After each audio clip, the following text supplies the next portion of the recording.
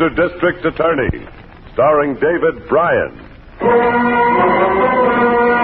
Mr. District Attorney, champion of the people, defender of truth, guardian of our fundamental rights to life, liberty, and the pursuit of happiness.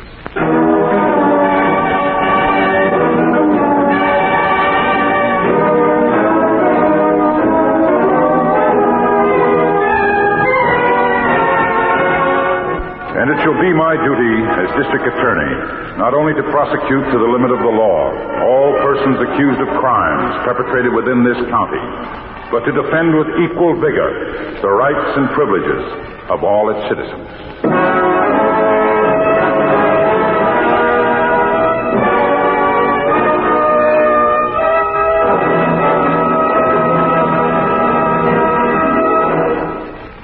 This is David Bryan. In a moment, we'll bring you another case from the files of Mr. District Attorney. But first, a word from our sponsor.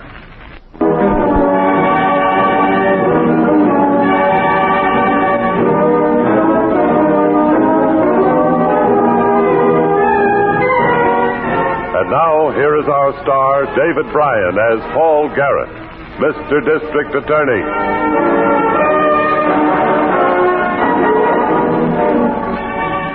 A district attorney must see people through different eyes than others. The man who passes on the street may be a criminal wanted for prosecution, or he may be an innocent man who will one day find himself enmeshed in the law by a chain of circumstance. To tell them apart is the function of justice. This case started on a lonely road on the outskirts of town. How is he, Francie? He's still out, Rocky. You hit him awful hard. Well, what'd you expect for $93,000? A love tap?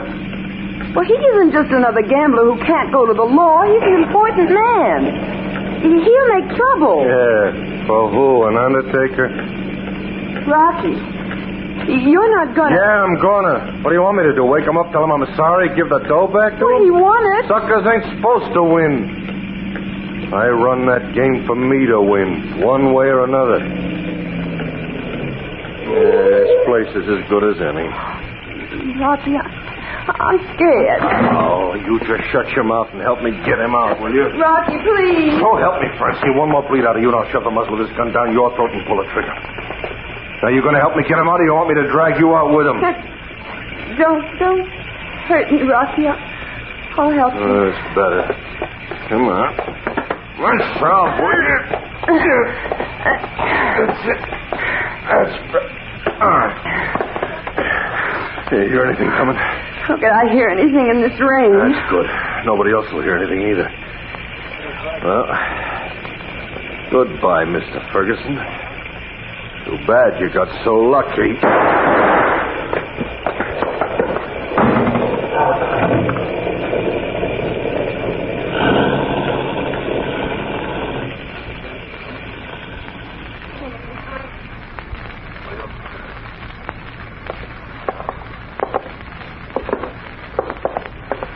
In here, Ryan. I wish you'd tell me what this is all about, Mr. Harrington. District Attorney will tell you. Morning, Miss Miller. Morning, Harrington. Chief in? Yes? This is Joe Ryan, the cab driver we've been looking for. And you better tell him. Yes, Miss Miller? Harrington's here, Mr. Garrett. He has a Joe Ryan with him. I'll send him in. Yes, sir. All right. Through here, Ryan.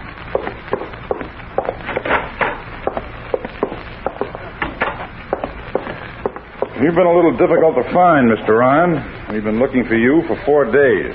I didn't know that till this morning. Are you in the habit of taking 4-day vacations from driving your cab?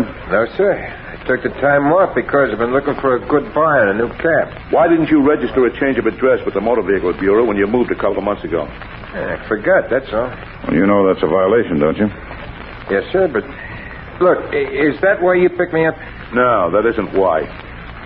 4 nights ago, Ryan, just before you took this unusual vacation, you picked up a fare outside the Chelsea Club. Just a few minutes before midnight. Remember? Ah, so that's it. What did you expect it to be? Story of the murder's been in all the papers. I know it. You picked up a fare who was found murdered the next morning, and you know about it. But you don't get in touch with the police. Why? Why should I? I don't know nothing about it. Picked the man up and I drove him home. His body was found out on Pendleton Road. What's that got to do with me? I took him home. Look, if you think I had anything to do with this, you're sending your dogs on the wrong trail. Are we? Do you know we impounded your cab at the garage? No, I didn't know it. Haven't been near the garage. Maybe you should have been. Police lab crews gave the cab a going over. This is their report. Like me to read it to you? I'd like anything that'd help to clear this up, yeah. According to this report, Ryan, there were blood stains on the back seat and the floor mat of your cab. Type O. The report also states that John Ferguson's blood was type O.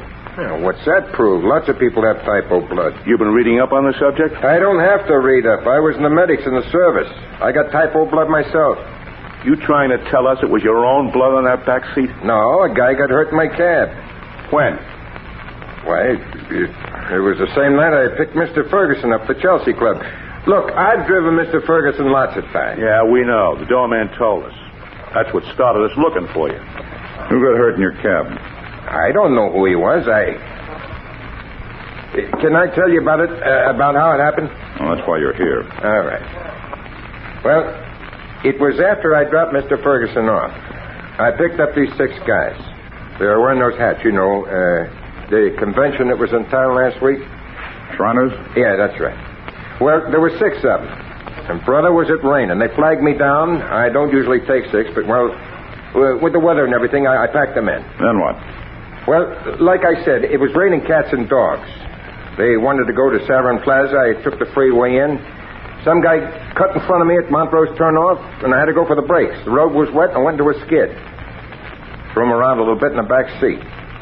One of the guys in the drop seat bumped something, got a nosebleed. That's it. That's the whole story. Look, you gotta believe me about this. Ryan, just before he left the Chelsea Club, Howard Ferguson cashed a check for $2,000. That was at midnight. You say you drove him home, but his body is found the next morning out on Pendleton Road without a cent on him. And we find you out shopping for a new cab. And it doesn't look good, Ryan. I don't care how it looks. Where'd you get the money for the new cab? I won it. Won it where?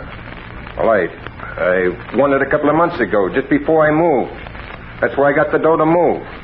Well, what do you mean by won? Oh, the guys around the garage. We used to play the numbers. You know, the numbers racket. And you won? Yes, I won. Then you won in $1 million in that sucker racket. I know it, but that's where I got the dough. I spent part of it moving, and I was holding the rest until now to buy a new cab when the new models came out. They came out the day before yesterday. Uh-huh. That's where the dough come from. Honest it is. Okay. Then there's only one other thing you have to tell us about. Who sold you the numbers? A guy named Willie Lamont. Where can we find him? I don't know. What do you mean you don't know? Well, he hasn't been around the garage in a couple of months. All of a sudden, he just stopped coming around. Can any of the other cab drivers verify that you won that money? No, I never told any of them. Ryan, your story is pretty thin. You can prove the part about the blood, can't you? Find the 6 guys I picked up. Almost 40,000 of them come in for the convention from every state in the country. The convention ended yesterday. Our chances of finding them might have been good while they were still in town. Yeah, but we couldn't find you until this morning. And you didn't come in on your own. I swear to you, I took Ferguson home. Then how did his body get out on the Pendleton Road? Wait a minute. I just remembered something. You better remember for your own good. What is it, Ryan? Wait a minute. When I took him home, there's a big circular driveway at his place. Well, there was a car in front of the house when I let him out. I passed right next to it. Mm-hmm. There was a couple of people in the car. It was a limousine. Why didn't you mention this before? Well, I didn't think of it. I figured they were waiting to get into the house. You didn't wait to find out? No, I collected my fare in blue. Ryan, nobody saw that car except you. Servants didn't see anything. They didn't even hear your cab, Ryan. It was raining so hard, the rain kept them from hearing. Now, that could be one explanation. What other explanation could there be? The one that all the evidence seems to point to. Ryan, you never took Ferguson home. This is a frame. Take it easy. It's a frame. Mr. Ferguson was a big shot, so you got to pin this on somebody in a hurry. And I'm the patsy, ain't I? It's a frame, ain't it? No matter what I tell you. Everything you said will be checked, Ryan. Every single point. If you're innocent, I want to know it. I have no choice but to hold you. I know. Take him over to the county jail and book him, Harrington. Then come back and meet me in the record room. Okay, Chief. Come on, Ryan. Miss Miller, Yes, Mr. Garrett? call the county sheriff's office. Vice squad detail. Ask for Sergeant Payne. Sergeant Payne. Yes, sir. Tell him I'd like him to come over and meet me in the record bureau. Yes, sir.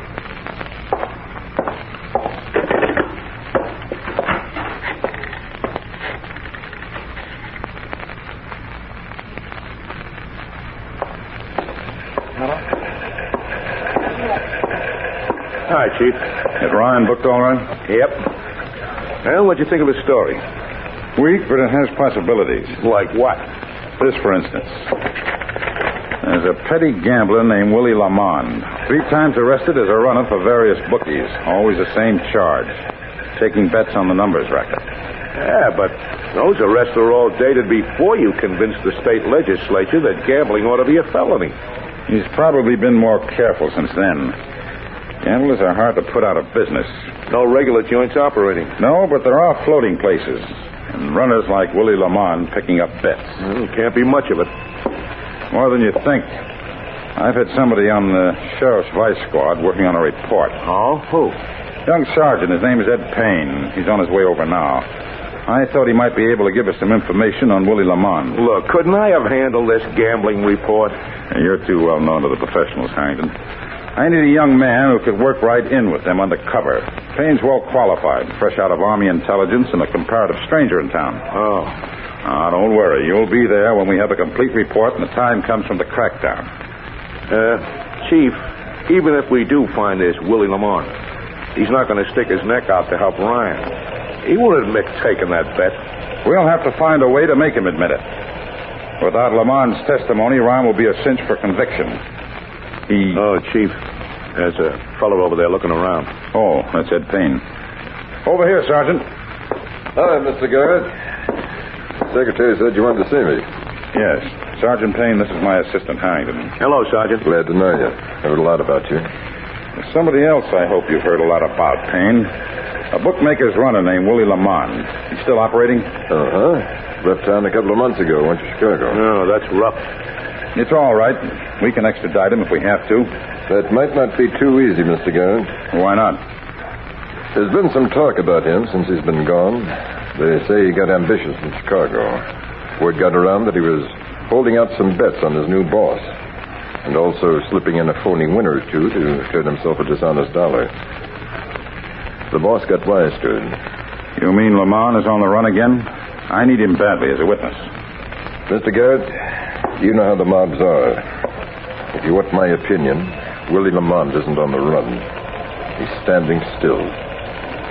Somewhere on the bottom of Lake Michigan, wearing a pair of cement shoes.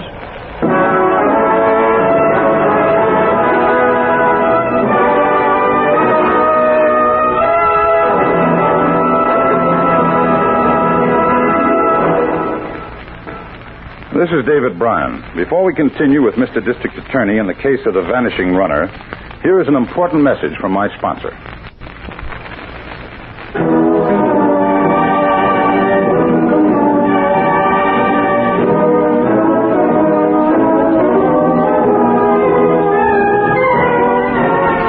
And now back to David Bryan, starring as Paul Garrett, Mr. District Attorney. A prominent citizen had been murdered, and the cab driver, surrounded by a mesh of circumstantial evidence, had been taken into custody. We needed a small-time gambler to verify the cab driver's alibi, but the underworld grapevine indicated that the only possible witness was dead. For 2 days, I had Harrington and Sergeant Payne of the Sheriff's Vice Squad check on every possible source of additional information.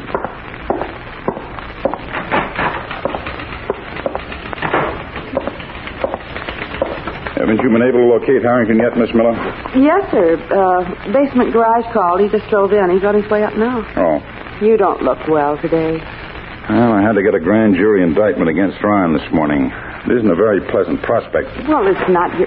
Oh, well, here's Harrington now. Yeah, sorry it's gone so long, Chief. But I ran into some pretty funny things. What? This Howard Ferguson was having an awful lot of trouble before he was killed. And what kind of trouble? Well, believe it or not, financial. Howard Ferguson? Yeah, that's right. Here's a complete rundown. He was draining money away from his business investments and putting it into his personal account, stalling his creditors. A few of them even had him on a COD basis. And a couple of other things, too. He was a... excuse me. Am I interrupting? No, it's all right, Payne. Come in. Answer just came in from Chicago. No line on Willie Lamont. Well, I guess the scuttlebutt you heard was right, then. Go ahead, Harrington. That $2,000 check wasn't unusual. Ferguson would have been cashing checks for that amount or more a couple of nights a week. What would he need it for? Only one thing I can think of, Mr. Garrett. Gambling? Only kind of business I can think of where a lot of money changes hands in the middle of the night. Payne, when players go to one of these floating games you've been looking into, how are they notified where the game is going to be held? Well, they aren't notified. A slip-up could lead to a raid. They don't tell the customers where to go. They come and pick them up in a limousine. Limousine? Chief, Ryan said there was a limousine parked in Ferguson's driveway the night he drove him home. Gamblers wouldn't have killed Ferguson for $2,000, though. They had an easier way to take the money away from him. Unless he won. Yes. If a man got lucky in a big money game, he might win 50 or 100,000 with a hot pair of dice. That's enough for a killing. No, I'm not in, Miss Miller. Yes, sir. Hello? It's the Holloway Bank and Trust for Harrington. Oh, that's Ferguson's bank, Chief. They were checking something for me. I better take it. Hello? Miss Harrington? Yep. What's that name again? No. First name. Spell it. Oh, yeah. Yeah, I got it. Thanks, Miss Miller. Ferguson had been writing some other big checks made out to cash, in addition to the one he cashed at the Chelsea Club. The bank says the others were endorsed by a Francine DeVoe. Francine DeVoe. Mr. Garrett, can I call the record room for a minute? Go ahead. Get it for me, Miss Miller. You got a match, Payne? Yes, all right. Oh, thanks. Sure. Record room? Just a second. Thanks. Hello, Mike. Ed Payne. You still got that Willie Lamont hole you pulled for me? No, his wife's maiden name. Yeah, Mike, plenty. Thanks a lot. That's something, Mr. Garrett. Francine DeVoe, alias Francine Lamont. She was Willie Lamont's wife. I heard about it when I was trying to get a rundown on Lamont. How come she didn't go to Chicago with him? She divorced Willie a couple of years ago. Started to run around with the big-time gamblers, working for boys like Rocky Jessup. What do you mean by working for them? Bait. A shill. Stirring suckers to their games. Men like Ferguson? He cashed an awful lot of checks. Can you find out where Rocky Jessup is holding his next game? Well, I could find out, but I couldn't get in. Why not? You've been making contact. Yeah, as a small-time gambler. I've never flashed the kind of money they're interested in.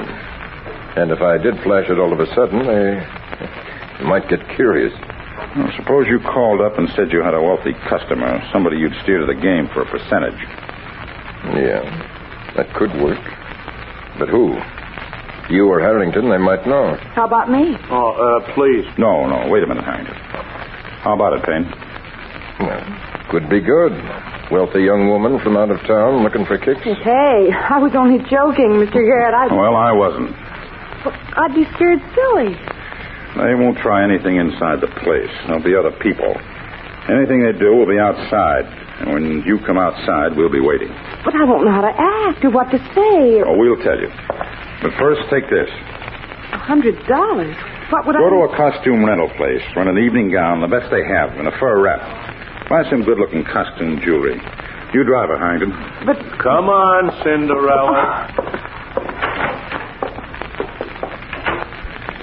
You know what I want you to do, don't you, Payne? I think so.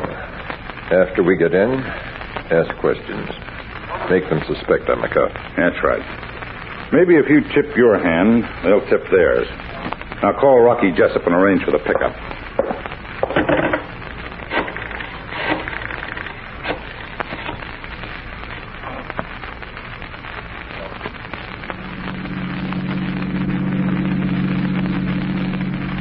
I'm scared, Payne. So you like a little action, huh, Miss Miller? Yes, I think gambling's very exciting. Well, I run a good game. You'll like it. What's your poison? I beg your pardon? I can't hear you too well back here. No, I said, what do you like? The wheel, phone, spaceport? Roulette, Rocky. She likes the wheel. Oh, good. You'll be happy that Payne suggested my place to you. Payne tells me you're from out of town. Yeah, that's right. Cleveland. Family and business there? Yes, they have a chain of grocery stores. Oh, that's nice. People gotta eat. Yeah. Huh? I said that's right, Mr. Jessup. Oh, just call me Rocky, huh? But don't let the name fool you. I'm really a soft guy. Payne will tell you. Rocky's tops, Miss Miller. I don't see any particular car following us, Payne. The working relays on the radio car set up. One turns off, another one turns in behind it. You say something, Payne? Just telling Miss Miller about the percentages in the game. Odds, law of averages. Yeah. You want to listen to him, Miss Miller. This boy knows the score. You might make a killing tonight. Well, here we are. Target for the night. Well, what kind of a place is this? Oh, don't be scared. This is just an abandoned airplane hangar. Used to be an airfield here and a flying school. No use letting the building go to waste, huh? You sure know how to pick the spots, Rocky. Yeah, you sure know how to pick the down. Well, come on, Miss Miller. Thinking you're liable to cost me some money tonight. Nobody's going to be looking at the dice with you around. Got to be careful here. All right, go ahead now, folks. Dark. Well, it'll be light as soon as we get through the other door. Don't be afraid. Come on.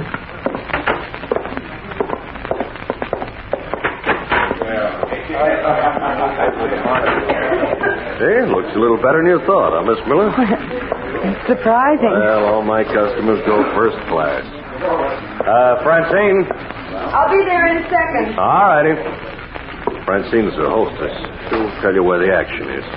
Oh, Francie, this is Miss Miller. She's from Cleveland, friend of Payne's. You know Payne, don't you? I've seen him around. Francine. My uncle mentioned meeting a Francine the last time he was here on a visit. He likes to gamble, too. Is that so? What's your uncle's name?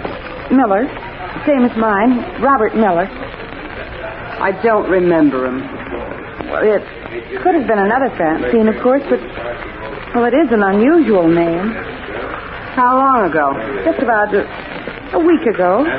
Yes, just the night before he came back to Cleveland. I didn't run no game last week. Uncle Bob said the game was in some kind of an old restaurant on Henderson Road, something like that. Pendleton Road. That wouldn't be our game.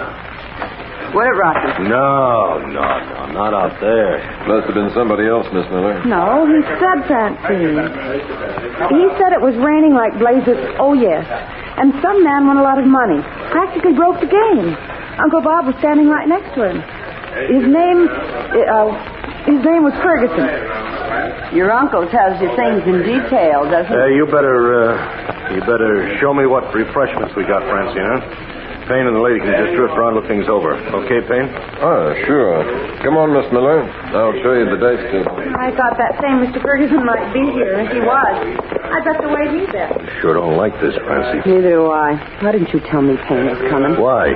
Because he's the one who's been nosing around asking questions about Willie. We had nothing to do with what happened to Willie. No, but we did with Ferguson, and he was asking questions like a cop. Why would a cop steer a rich dame here?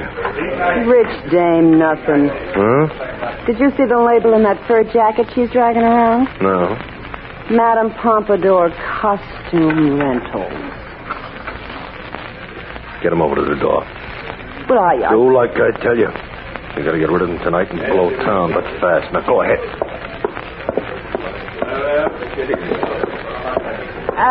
Miss Miller. Oh, we were just watching. There's a much bigger game in another room around the side of the building. Rocky thought you and Mr. Payne would rather go in there. Which way? Well, we have to go outside first and then around. Well, that sounds interesting, Miss Miller. Yeah. Oh, that dark place again. Tell me for a second. All right, cop. You and this dame outside to the car. And no funny moves, or I got a hole in my pocket and you got a hole in your back. Do what they say, Miss Miller. Where are you going to take us? Same place we took Ferguson. And we're going to leave you the same way. I wouldn't count on that, Rocky. You're covered every way. Don't move. You dirty! Down, Miss Miller. Don't kill me. He's dead. Don't kill me, Joe. Let me help you, Miss Miller. Oh, thanks. How is he hanging? Rocky, he's not dead. He'll live to stand trial. Well, I'll testify. I'll make a deal with you. We don't need any deals, thank you. Take him in, Harrigan. Payne? Right, Chief. Yes, Mr. Garrett. Round up that crowd inside. They can do their gambling in a cell for the night. Come on, Miss Miller. I'll drive you home. Thank you. You're shaking.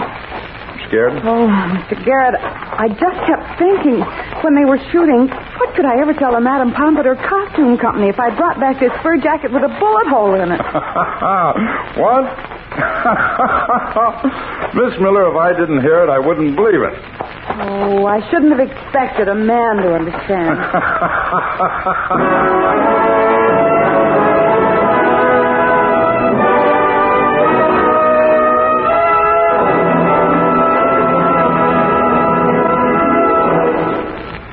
This is David Bryan. I hope you enjoy this case from the files of Mr. District Attorney. I'll be back in just a moment after this message from our sponsor.